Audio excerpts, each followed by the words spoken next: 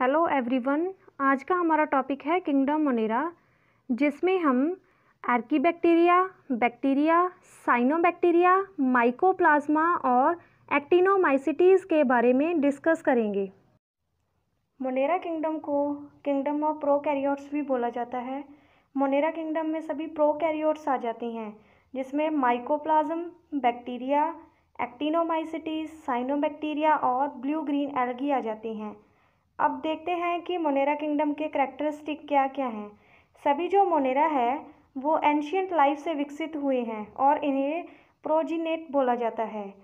ये बायोस्फीयर के most primitive and important decomposer और मिनरलाइजर्स हैं। ये प्रोकैरियोटिक सेलुलर ऑर्गेनाइजेशन के साथ यूनिसेलुलर भी हो सकते हैं, कॉलोनियल भी हो सकते हैं और मल्टीसेलुलर भी हो सकते हैं। इनमें प्लास्टेट्स, माइटोकॉन्ड्रिया एंड एडवांस्ड 9+2 फ्लैजेला की जो अरेंजमेंट होती है वो नहीं होती। मोनेरा किंगडम के ऑर्गेनिजम्स में न्यूक्लियर मेम्ब्रेन, न्यूक्लियोप्लाज्म और न्यूक्लियोलस ये सभी प्रेजेंट नहीं होते। सभी मोनेराज एसेक्सुअली रिप्रोड्यूस करते हैं, जिसमें ट्रांसवर्स बाइनरी फिजन होती है या फिर बडिंग से ये रिप्रोड्यूस करते हैं। लेकिन इनमें प्रोटोसेक्सुअल फिनोमिना भी पाया जाता है, जिसमें कि डिप्लॉयड सेल आगे हैप्लॉयड सेल्स प्रोड्यूस करते हैं, जिन्हें हम सेक्सुअल रिप्रोडक्शन भी बोल सकते हैं। सेल वॉल होती है जो मोनेरा में, वो पेप्टाइडोग्लाइकन्स की बनी हुई होती है। लेकिन इसमें एक्सेप्शन है, जो आर्कीबैक्टीरिया है, इसमें जो सेल वॉल है वो पॉलीसेक्राइड्स और प्रोटीन्स की बनी हुई होती है। लेकिन जो माइकोप्लाज्म है, इनमें सेल वॉल एब्सेंट होती है। सभी ऑर्गेनिज्म हैं जो मोनेरा किंगडम के वो नॉन मोटाइल होंगे। जे इनकी मूवमेंट सिंपल फ्लैजेला की बीटिंग से होगी या फिर ग्लाइडिंग से होगी। ये दोनों ऑटोट्रॉफिक और हीटोट्रॉफिक मोड ऑफ न्यूट्रिशन शो करते हैं। किंगडम मोनेरा में सबसे पहले बात करते हैं आर्कीबैक्टीरिया की। आर्कीबैक्टीरिया बैक्टीरिया का मोस्ट प्रिमिटिव ग्रुप है। ये हेलोफाइल्स, जिसमें कि सॉल्टी एरियाज आ जाते हैं, थर्मो एसिडोफाइल्स जिसमें हॉट स्प्रिंग एरियाज आ जाते हैं, और मिथेनोजन्स जिसमें मार्शी एरियाज आ जाते हैं, वहाँ पर यह पाया जाता है। सेल वॉल होती है जो आर्कीबैक्टीरिया की, वो किसी भी एक्सट्रीम कंडीशन को टॉलरेट कर सकती है, क्योंकि इसमें पेप्टाइडोग्लाइकन एब्सेंट होता है। और आर्कीबैक्टीरिया की जो सेल वॉल है वो protein and non cellulosic polysaccharides की बनी हुई होती है। मिथेनोजन की सेल वॉल में सूडोम्यूरेन पाया जाता है। इसके बाद बात करते हैं सेल मेम्ब्रेन की। सेल मेम्ब्रेन में लिपिड की चेन प्रेजेंट होती है, जो कि हीट और लो पीएच से रेसिस्टेंट होती है। आर्कीबैक्टीरिया के मेन 3 ग्रुप्स हैं, जिसमें सबसे फर्स्ट है मिथेनोजन्स। मिथेनोजन्स में एनारोबिक बैक्टीरिया आ जाते हैं, जो मेनली मडी एरियाज या फिर रूमिनेंट एनिमल्स जैसे कि कैटल इनके स्टमक में पाए जाते हैं, जहाँ पर सेलुलोज को माइक्रोब्स से फर्मेंटेड किया जाता है। ये मीथेन गैस प्रोड्यूस करते हैं बायोगैस प्लांट में, क्योंकि इनमें कैपेसिटी होती है कि ये carbon dioxide and formic acid से मीथेन गैस को प्रोड्यूस कर सकते हैं। ये ऑटोट्रॉफिक भी होते हैं, क्योंकि डीकम्पोजिशन के एंड प्रोडक्ट से ये एनर्जी एंड कार्बन को ऑब्टेन करते हैं, जो कि आगे एसिमिलेशन की प्रोसेस में यूज़ किया जाता है। मिथेनोजन के बाद आते हैं हमारे पास हेलोफाइल्स। हेलोफाइल्स में भी एनारोबिक बैक्टीरियाज ही आते हैं। हेलोफाइल्स हाईली सॉल्टी कंडीशंस में प्रेजेंट होते हैं, जहां पर कल्चरल मीडिया में सॉल्ट की कंसंट्रेशन अप टू 35% होती है। हेलोफाइल्स हाईली सॉल्ट कंसंट्रेशन में इसीलिए सरवाइव कर पाते हैं, क्योंकि इनमें जो इंट्रासेलुलर सॉल्ट की कंसंट्रेशन होती है वो भी हाई होती है। हेलोफाइल्स के एंजाइम्स एंड जो राइबोसोम्स होते हैं वो भी तभी इफ़ेक्टिवली फंक्शन करते हैं जब इनमें इंट्रासेलुलर सॉल्ट की कंसंट्रेशन हाई होगी।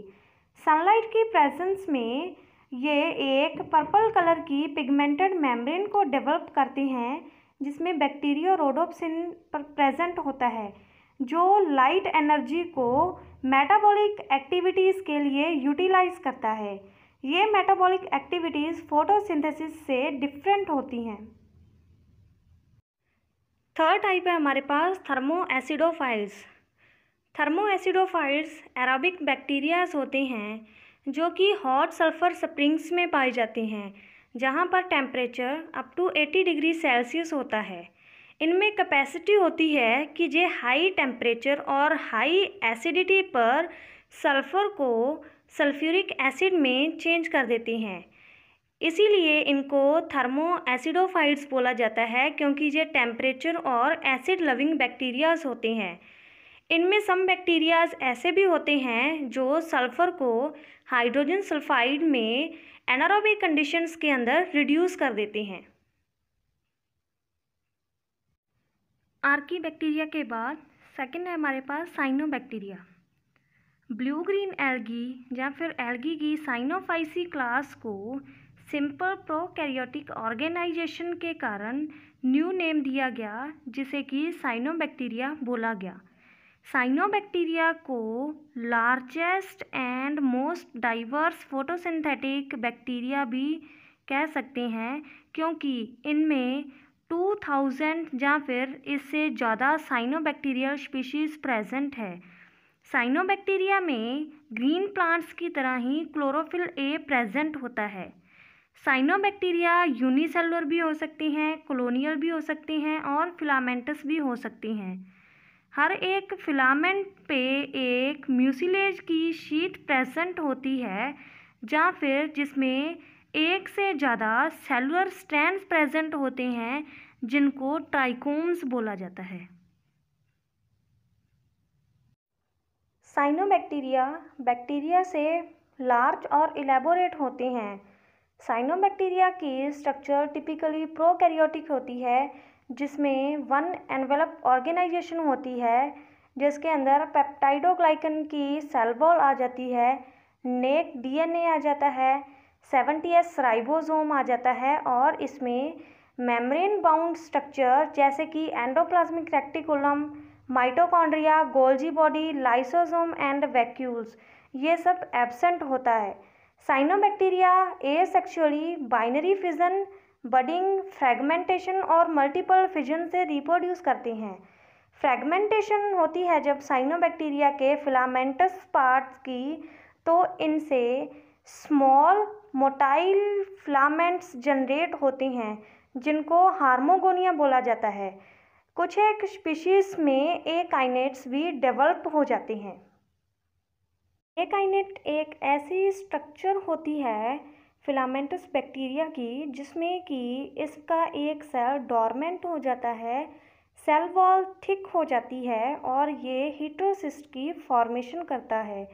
इसमें स्टोर्ड फॉर्म में जो भी न्यूट्रिएंट्स या फिर मटेरियल होता है वो स्टोर हो जाता है, और ये एक सर्वाइवल स्ट्रक्चर की तरह बिहेव करता है। एकाइनेट से हीटेरोसिस्ट की फॉर्मेशन हो जाती है। हीटेरोसिस्ट लार्ज साइज का पेल कलर्ड का सेल होता है, जिसमें सेल वॉल थिक होती है, और ये फिलामेंटस साइनोबैक्टीरिया की टर्मिनल, इंटरकैलरी या फिर लेटरल पोजीशन पर प्रेजेंट होता है। हीटेरोसिस्ट मेनली नाइट्रोजन फिक्सेशन का फंक्शन परफॉर्म करता है। ट्राइकोम का 5 to 10% सेल हीटेरोसिस्ट में कन्वर्ट हो जाएगा या फिर डेवलप हो जाएगा, जो अपने वेजिटेटिव सेल से न्यूट्रिएंट्स को ऑब्टेन करेगा। इसके बाद ये नाइट्रोजन को ग्लूटामाइन अमीनो एसिड की फॉर्म में चेंज कर देगा। साइनोबैक्टीरिया सिम्बायोटिक एसोसिएशन करते हैं अदर ऑर्गेनिजम्स के साथ। ये lichen, protozoa, mosses, gymnosperm and angiosperms के साथ फोटोसिंथेटिक पार्टनरशिप करते हैं। साइनोबैक्टीरिया के बाद आता है mycoplasma. Mycoplasma smallest aerobic prokaryotes हैं, जिनमें कोई भी सेल वॉल नहीं होती। अब तक जो सबसे स्मॉलेस्ट माइकोप्लाज्म डिस्कवर हुआ है वो है माइकोप्लाज्मा गैलीसेप्टिकम, जिसका डायमीटर 0.1 मिलीमीटर है। माइकोप्लाज्म प्लांट्स और एनिमल्स में डिजीज़ कॉज करती हैं और ये ह्यूमंस की यूरिनोजेनिटल ट्रैक्ट में भी फाउंड हो चुकी हैं। ये कॉलोनीज़ की फॉर्म में प्रेजेंट होती हैं जहाँ अपीयर होती हैं। माइकोप्लाज्मा की कोई भी सेल वॉल ना होने के कारण इनकी कोई डेफिनेट शेप नहीं होती, इसीलिए इन्हें प्लियोमॉर्फिक भी कहा जाता है और इन्हें जोकर्स ऑफ माइक्रोबायोलॉजी भी बोला जाता है। माइकोप्लाज्म के सेल्स के outside 3 layer cell membrane present होती है जो कि लिपोप्रोटीन्स की बनी हुई होती है। ह्यूमन बींग्स में माइकोप्लाज्म होमिनिस मैन में इनफर्टिलिटी और जेनिटल्स में इन्फ्लेमेशन कॉज करती हैं। Mycoplasma pneumonia primary atypical pneumonia cause करती हैं। आर्थराइटिस, रेस्पिरेटरी इन्फेक्शंस, ये सब इन्फेक्शंस भी माइकोप्लाज्मा से ही होते हैं। प्लांट्स में mycoplasma little leaf of brinjal, bunch top of papaya and mulberry dwarf ये डिजीज़ कॉज करते हैं। माइकोप्लाज्मा के बाद नेक्स्ट हमारे पास एक्टिनोमाइसीटीज़। एक्टिनोमाइसीटीज़ फिलामेंटस बैक्टीरियाज होते हैं जिनमें मोल्स और फंजाई आ जाती हैं। ये सॉइल में डीकम्पोजर्स की फॉर्म में प्रेजेंट होते हैं। ये सेक्सुअली रिप्रोड्यूस करते हैं जिसमें इनके फिलामेंट के ऊपर एक राउंड बॉडी की फॉर्मेशन हो जाती है जिसको कोनिडियोफोर बोलते हैं। कोनिडियोफोर के अंदर जो स्पोर्स होते हैं उनको कोनिडिया बोला जाता है, जो मैच्योरिटी के टाइम पर एक न्यू इंडिविजुअल को प्रोड्यूस करते हैं। कुछ एक स्पीशीज़ एक्टिनोमाइसीटीज़ की ऐसी होती हैं जो कि केमिकल सब्सटेंस सेक्रीट करती हैं जिनमें एंटी माइक्रोबियल एक्टिविटीज़ होती हैं जिनको एंटीबायोटिक्स भी बोला जाता है। इसमें जैसे कि हम एग्जांपल लेके चलते हैं, इसमें एक स्पीशीज़ है स्ट्रेप्टोमाइसीटीज़ जो streptomycin, neomycin, chloromycetin, terramycin and erythromycin ये सब केमिकल सब्सटेंस सेक्रीट करती हैं। एक्टिनोमाइसीटीज़ के बाद अब हम देखेंगे बैक्टीरिया के बारे में। बैक्टीरिया को सबसे पहले एंटोन वान ल्यूवेनोक ने डिस्कवर किया था, जिनको फादर ऑफ बैक्टीरियोलॉजी भी बोला जाता है। Bacteria simplest primitive unicellular organisms हैं जो कि मोस्टली सभी जगह पर पाए जाते हैं। जे एयर, वाटर, सॉयल, फूड और हमारी बॉडी के अंदर भी प्रेजेंट होते हैं। बैक्टीरिया यूनिसेलुलर ऑर्गेनिजम्स हैं लेकिन ये कभी कभी कॉलोनीज़ की फॉर्म में भी प्रेजेंट होते हैं। अब हम देखते हैं बैक्टीरिया के स्ट्रक्चर के बारे में। प्लांट्स की तरह ही जो बैक्टीरिया की सेल वॉल है वो शुगर डेरिवेटिव से बनी हुई होती है। बैक्टीरिया की cell wall N acetyl glucosamine और एन एसिटाइल म्यूमेरिक एसिड से बनी हुई होती है। इनमें 70S राइबोसोम प्रेजेंट होता है, साइटोप्लाज्म प्रेजेंट होता है। इसके बाद इनमें सिंगल क्रोमोसोम प्रेजेंट होता है जिसको न्यूक्लियोइड बोला जाता है।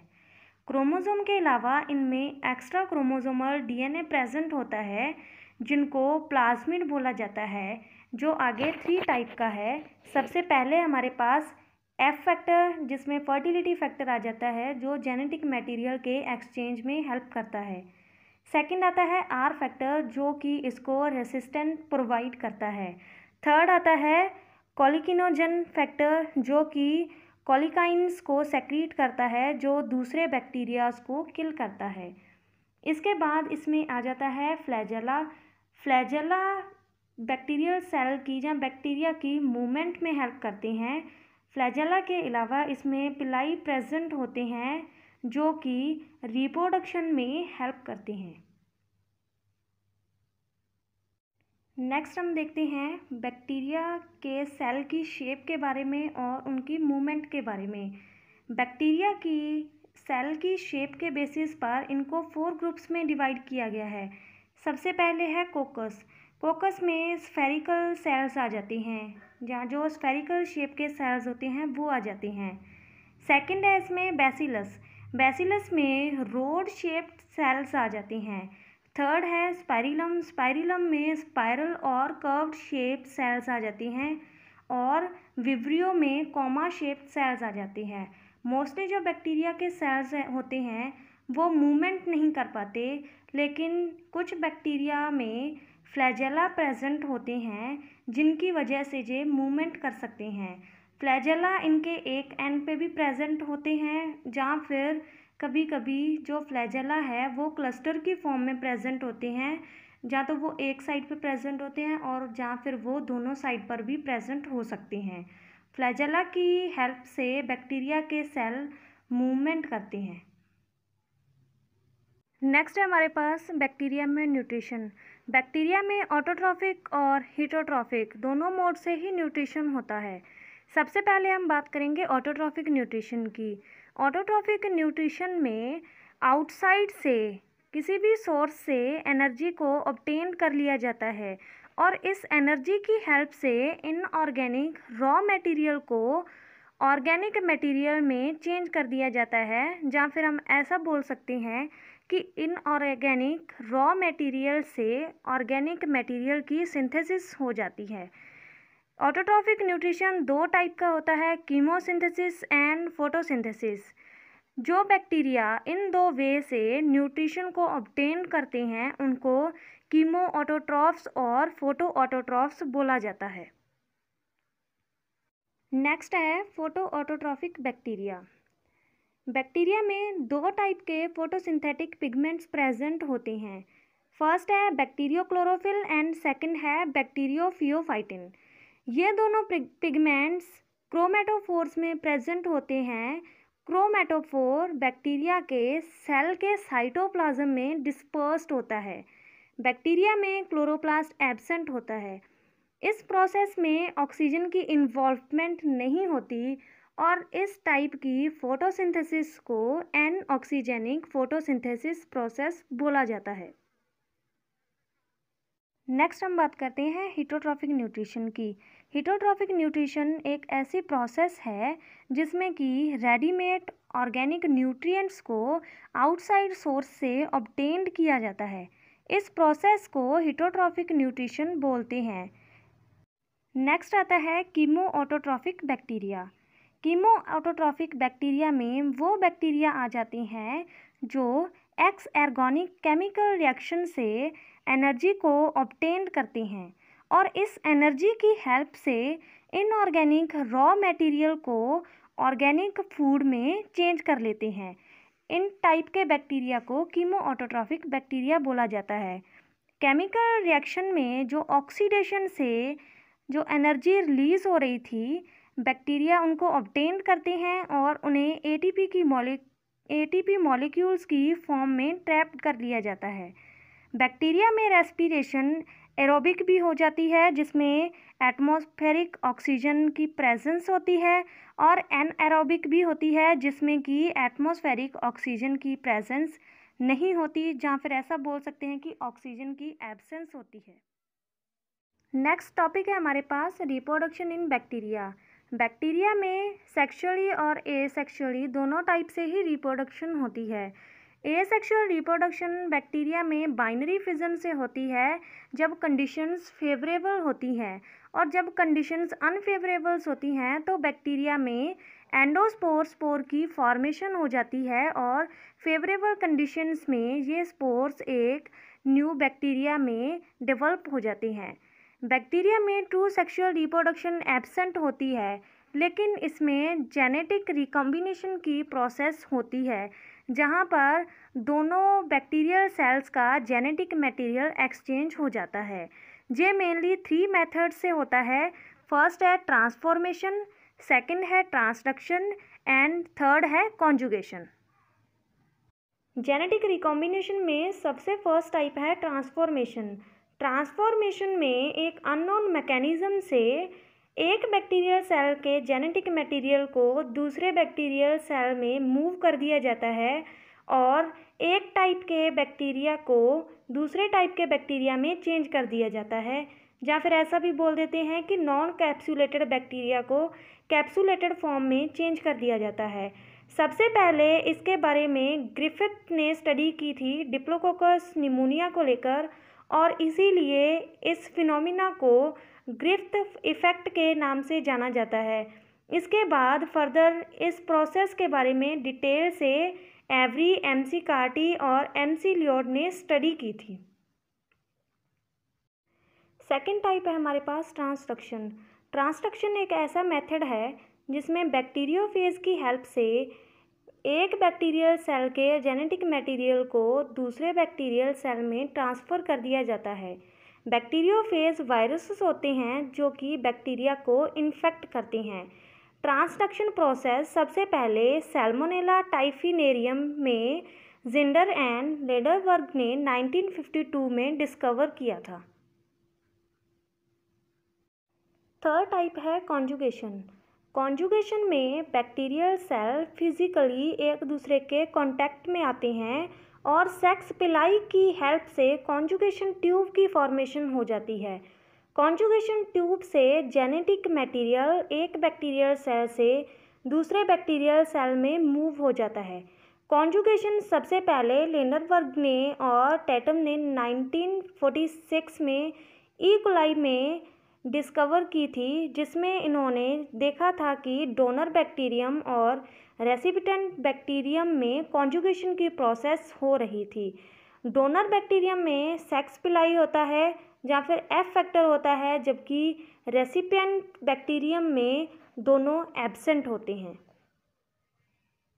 बैक्टीरिया यूज़फुल और हार्मफुल दोनों टाइप के ही इफ़ेक्ट शो करता है। Bacteria nitrogen fixation, curdling of milk, setting of fibre, tanning of leather, vitamins की प्रोडक्शन, एंटीबायोटिक्स एंड मेडिसिन्स में इम्पॉर्टेंट रोल प्ले करता है। दूसरी तरफ बैक्टीरिया हार्मफुल डिजीज़ भी कॉज करता है। वो प्लांट्स, एनिमल्स एंड ह्यूमंस में डिजीज़ कॉज करता है, इसीलिए इसके हार्मफुल इफ़ेक्ट्स भी हैं। ह्यूमंस में Vibrio cholera bacterial pathogen cholera disease cause करता है। सैल्मोनेला टाइफोसा टाइफाइड कॉज करता है। सिगेला डिसेंट्री डिजीज़ कॉज करता है। एनिमल्स में bacillus anthracis bacterial pathogen anthrax disease cause करता है, जो कैटल और शीप में होती है। सेकंड है हमारे पास ब्रूसेला मेलिडेंसिस और ब्रूसेला स्विस, जो कि ब्रूसेलोसिस डिजीज़ कॉज करते हैं, जो कैटल, पिग और गॉट में होती है। नेक्स्ट है हमारे पास प्लांट डिजीज़, जिसमें सबसे पहले बैक्टीरियल पैथोजन है हमारे पास ज़ैंथोमोनास ओराइज़ी, जो राइस में bacterial blight of rice disease cause करता है। सेकंड है हमारे पास ज़ैंथोमोनास सिट्री, जो सिट्रस में सिट्रस कैंसर कॉज करता है। थर्ड है हमारे पास एग्रोबैक्टीरियम ट्यूमीफेसियन, जो कि क्राउन गॉल डिजीज़ कॉज करता है।